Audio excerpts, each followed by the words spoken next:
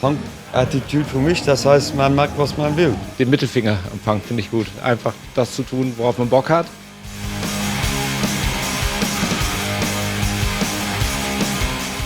Ich fand immer Metal cool, aber Punkrock genauso. Die Lust oder der Gefallen an harter Gitarrenmusik. Das ist mal die Basis. We always had punk bands here.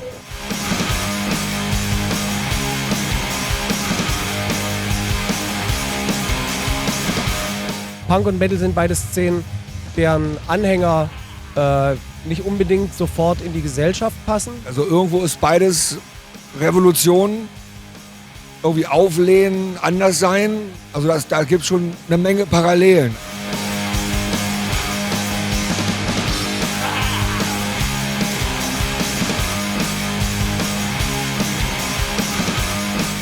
Wenn man sich hier die Leute anschaut, draußen im Infield, das sind die Leute, auch die wollen was anderes sein als die Norm. So, ich war vorgestern in dieses große Punk-Festival in England, Rebellion.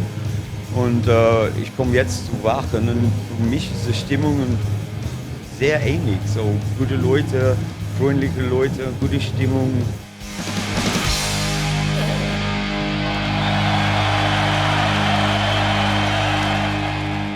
Und diese Band gibt es seit über 40 Jahren im Punkrock.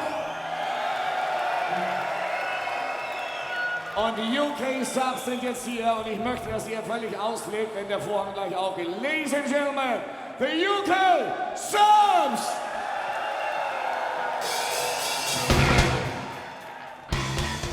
The year is 1976. British society has covered their eyes and ears in disgust.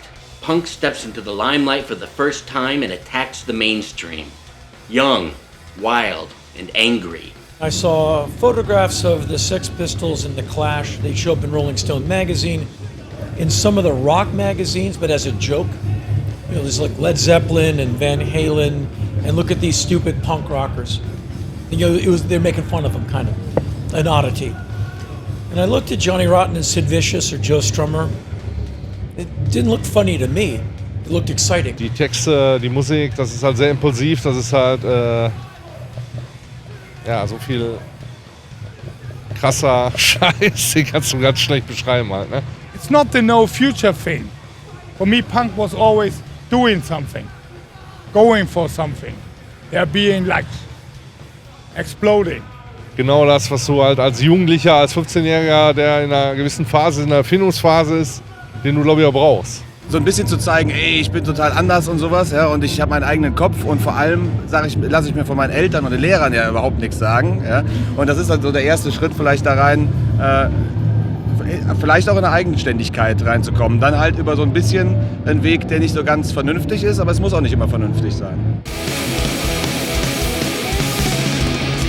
Halt auf das stimmt, es hat keinen Sinn, legal verändern, wenn manchmal verändern, gehen wir schon.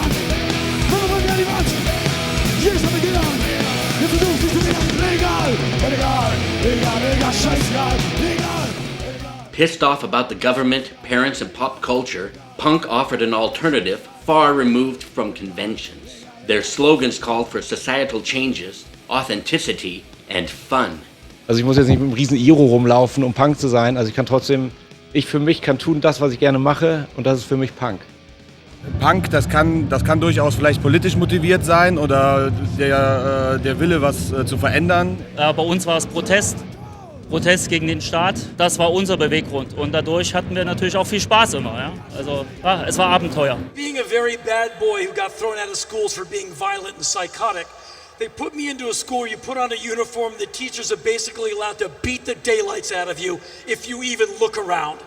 And so by 14 years of age, I'm this big around because of Ritalin, and I'm in a uniform and I hate everyone in the place. And with all the courage I had, I walked up to this jock, big guy. He's sitting on the floor with one of those tiny tape recorders with a single speaker, with this amazing wild music coming out of it. And I was trembling from fear. And I walked up and said, excuse me, sir, who's that you're listening to? And he looked up at me like I was an idiot. And he went, Ted Nugent. And so I went to the record store that afternoon in my prep school outfit. And I'm a very polite person. I said, oh, excuse me, ma'am, I'd like a Ted Nugent album, please. And the woman said, well, there's only one. Here you go. And I got into Ted Nugent when I was 14. And that was an upgrade. I feel very bad about what comes out of his mouth now, but those were really good records. And so that was the beginning of high school. And then testosterone hits, and I become an incredibly angry person. And my Led Zeppelin records, and my Aerosmith records, and my Steve Miller records. Influenced by the rock and roll garage bands of the 60s, the punk scene grew, especially in the States, characterized by pure actionism. Musical experience was no longer required to play in a band or express yourself artistically. Young people being inspired to plug in and make noise, that's going to happen in garages all over the world 300 years from now.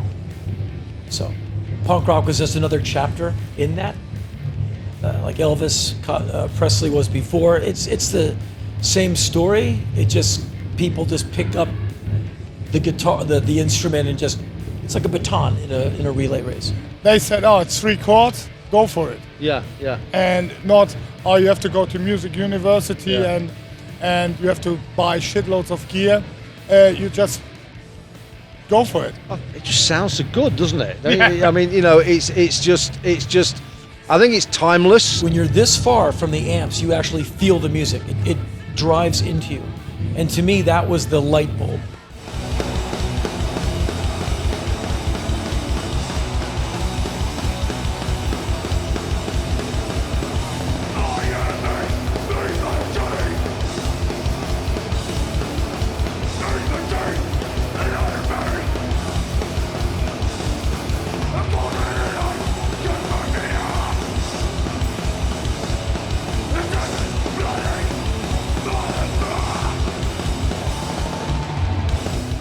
During the 80s, punk spread all around the world and turned into a global phenomenon.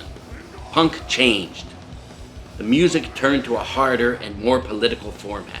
You didn't do long sets, you know, you just done short storming sets and it sounded brilliant. You know, the first punks were kind of college students and art students. The second wave came along, we were kind of working class and a little bit meaner, like Discharge, Exploited.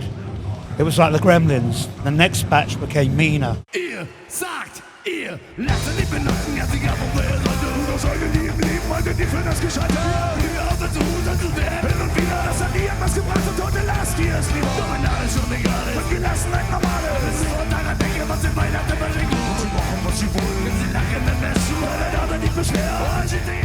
Already in 1977, the first German punk bands were formed.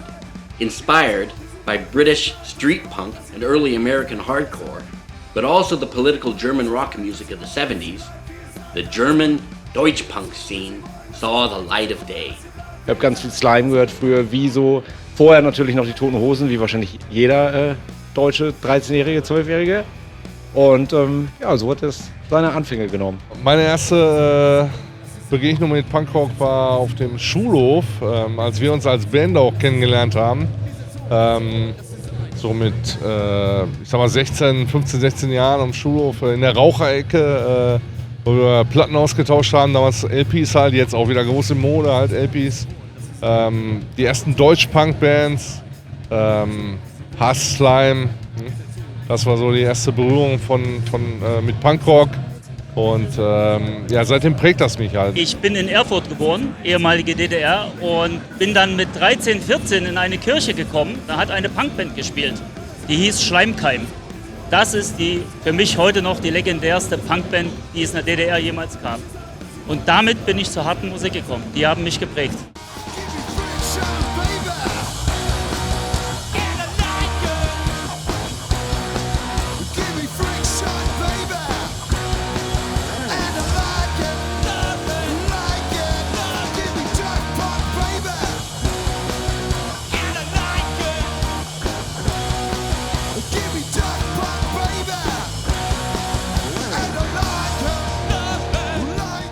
The underground movement from the late 70s and early 80s became more and more popular. Some punk bands headed towards the pop music business, and soon after, punk became part of the mainstream. Ich bin das erste Mal mit Punk in Berührung gekommen 1988, Bad Religion, No Control. Und Punk war bis dahin für mich immer schrammelig. Und Bad Religion haben zum ersten Mal eine gute Produktion gemacht, schnelle Musik, ein bisschen aggressiv, sehr melodisch. Und da ging für mich auch mal eine neue Welt auf. I think a lot of technical things changed, a lot of organizational things changed. The love and the attitude didn't change, and the anger didn't change a lot. There was a lot of change, but I agree. It was more in the industry. In that there's always been crazy, angry people making really beautiful music and liberating people, giving them courage. However, punk rock changed radio. In America, we have FM radio. Punk rock, FM radio never recovered from punk rock. MTV never recovered from punk rock. And soon as these bands started selling tickets, you have to play their music on the radio because people call to complain if you don't play it.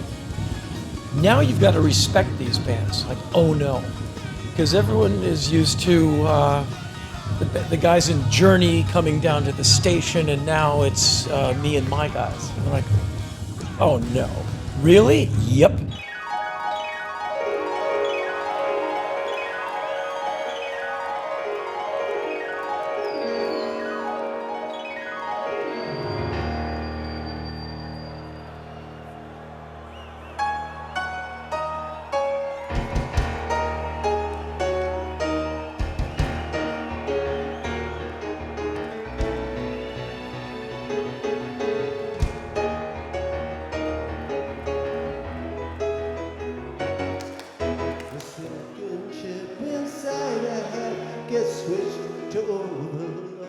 And if you look at the Boomtown Rats, Don't Like Mondays, which I think it's a fantastic pop song. It's really, it's unique. And the lyrics are really strong because it's a really serious matter. But on the other hand side, everybody sees Bob Geldof as the Live Aid thing. Sir Bob, and some like him, some don't. But for me, it was like looking for a number one. That was a great punk rock song. And all the Irish punks, Stiff Little Fingers, Boomtown Rats, first two albums, I had the first two albums in those days, really liked it and fantastic.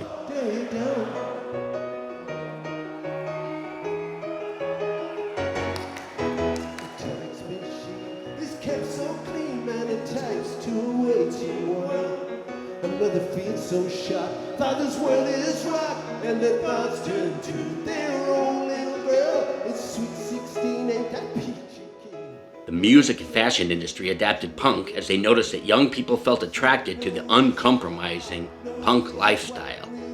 Punk rock had its own fashion, had its own language. There was some famous photographers that came up from taking punk rock pictures of early Pistols and The Clash and so on. There's a whole, it was a whole movement. It wasn't just a music scene, it was like the whole revolution. And I think the 80s in America, punk rock, led to the 90s in America, Nirvana, Soundgarden, Alice in Chains. And that's when all of that stuff went multi-platinum, where we're talking about millions of records sold. And that's when the major labels had to pay attention to the farm teams, the little bands, because the little bands were selling records.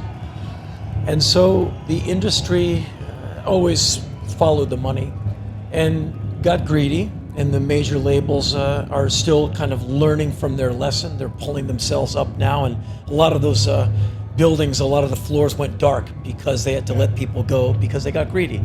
The material became mediocre, they were overcharging, and fans aren't stupid. They have a collective instinct. No one on stage should ever think they can try and fool the audience. You'll never fool them. All right then. Napalm Death has been around a fucking eternity, making unapologetic, horrible fucking noise. So what we're going to do for you now is take you back almost as far as we can go, close to the origins of Napalm Death.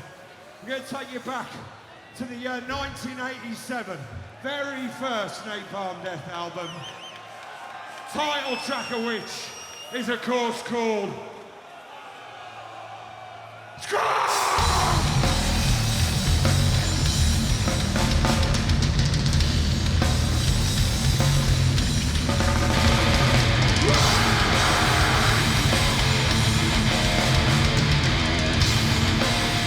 Simultaneously, another scene was on the rise. The sound of the 60s rock and blues was getting harder and harder, and the first hard rock bands entered the stages with a sound more extreme and more aggressive. It was the birth of heavy metal. Also ich glaube erstmal die Basis für alle die Lust oder der Gefallen an harter Gitarrenmusik.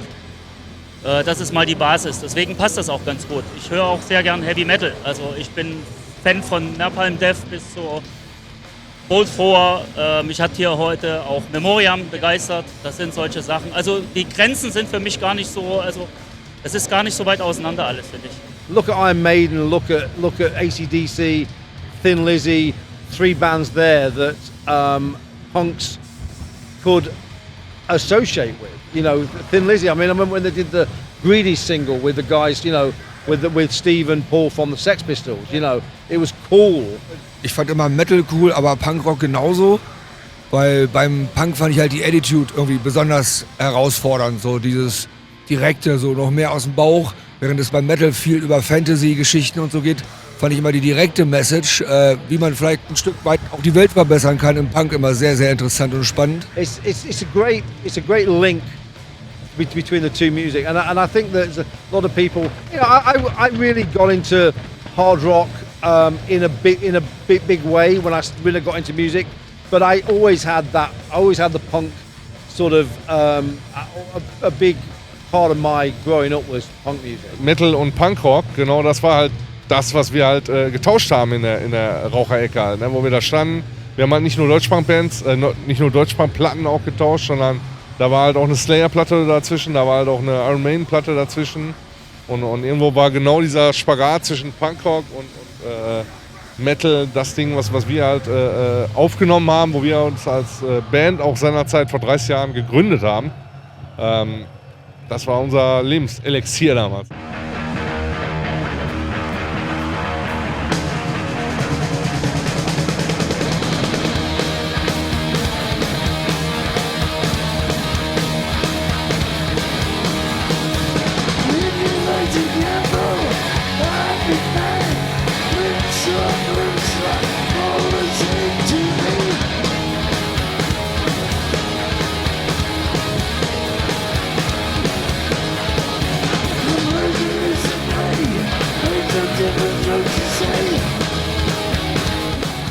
A consensus was reached when Rolling Stone magazine called Motorhead and the band's music the lowest common denominator between punk and metal.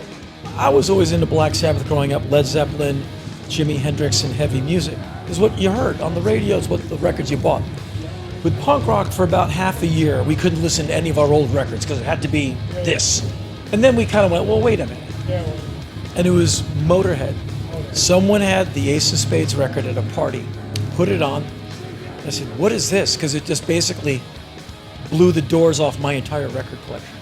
All my punk rock just got its ass kicked by the Ace of Spades.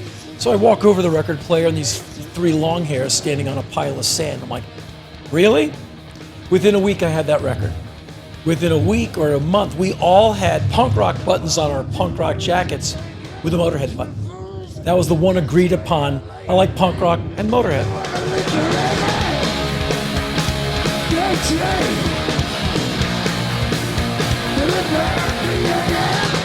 Todd Singerman said to me, Motorhead's manager, oh man, how close was it together in the beginning? And I remember my first band, the drummer was a real Motorhead fan. Yeah? So and we, when I turned more into the oi thing with Doc Martens and all that, we all had Motorhead shirts on and the Harrington or the bomber jacket. So that was, Motorhead was the thing where we could agree on. And for us, for Wacken, Lemmy is kind of the spiritual guidance. Sounds a bit too much, but it's really true. It's like this, yeah.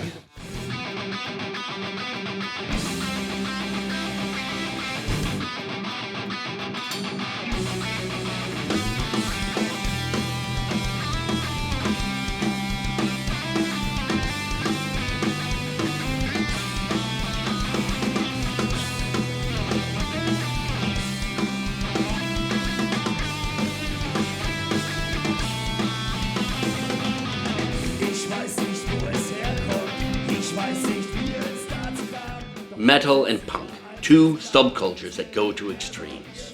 But the music has parallels too. Rude, aggressive, and loud. Both worlds merge together with thrash metal, metalcore, crossover, and crust punk. Der Unterschied von Punk zu Metal. Also gesoffen wird bei beidem viel. Das steht schon mal fest. Ich glaube, die unterscheiden sich gar nicht großartig, weil die sehr authentisch sind. Und ich glaube, genau denn diese Authentizität ist es auch, die es über die Jahre hinweg auch getragen hat. Die es halt auch schafft, eine Bewegung halt nicht nur irgendwie 5 Jahre leben zu lassen, sondern auch über mittlerweile 30, 40 Jahre halt existieren zu lassen. Das ist, und ich denke, da ist der Punk sehr nah am Metal dran halt. Ja. Ich glaube, es sind zwei sehr ähnliche Subkulturen. Beide Szenen für sich wollen anders sein oder sie abheben. Die Schnittmenge ist groß, wie ich gerade erwähnte. Dann Hardcore, Metalcore, also irgendwie kam halt alles zusammen. Oder die Entwicklung war einfach da. Ich glaube, die Leute, die Metal mögen, und viele Leute, die Metal mögen, mögen auch Punk. Und es hat sich einfach entwickelt aus der handgemachten, lauten Musik. Und man sieht ja auch, dass es gut funktioniert. Bands wie UK Subs, die früher schon gespielt haben, dieses Jahr wieder großartig hier gewesen. Bands wie Napalm Death, die jetzt nicht klassischer Punk sind, aber natürlich von der Attitüde her total Punk sind. All of you are fucking angry, pissed off at the fucking world, at what your eyes fucking see. I want to see your middle fingers in the fucking air. Say with me, fuck, fuck, fuck, fuck. Fuck the American dream! Let's fucking go!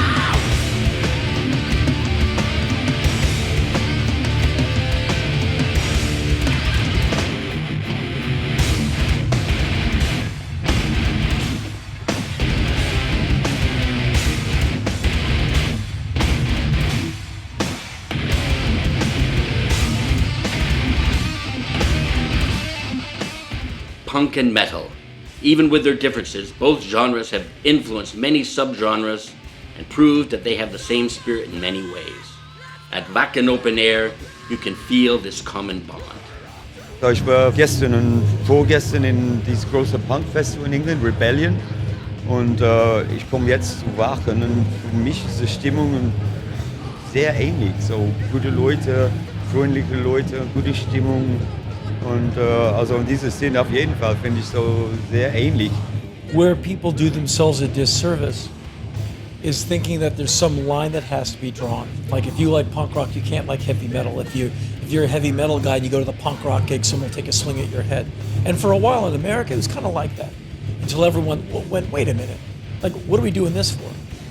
And to me, it's loud, aggressive music where you're going to meet really great people at both gigs. Für einen kurzen Moment einfach alle Alltagssorgen vergessen wollen und das bietet natürlich beides. Dass sie die Leute da abholt, wo sie gerade stehen in ihrem Leben und ihnen halt einfach auch quasi so, komm, du musst jetzt nicht gerade an deine scheiß Rechnungen denken oder sonst irgendwie sowas, sondern du kannst jetzt entweder sagen, fuck das System oder halt einfach Valhalla.